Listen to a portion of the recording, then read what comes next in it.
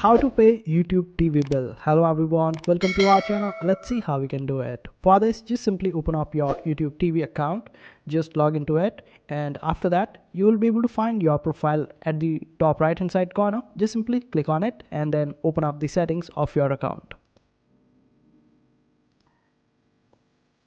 And here on the left hand side panel, right below membership, you will be able to find the option of billing. If you have a current billing plan, only then you will be able to see it. Currently, since I don't have any plan right now, that's why I'm not being shown that particular option, but for you it will be there.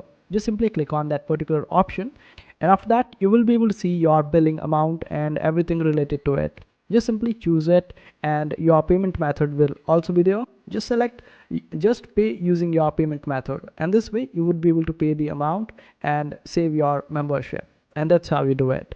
I hope this video was helpful. Make sure to hit that like button and also subscribe to our channel for more helpful videos.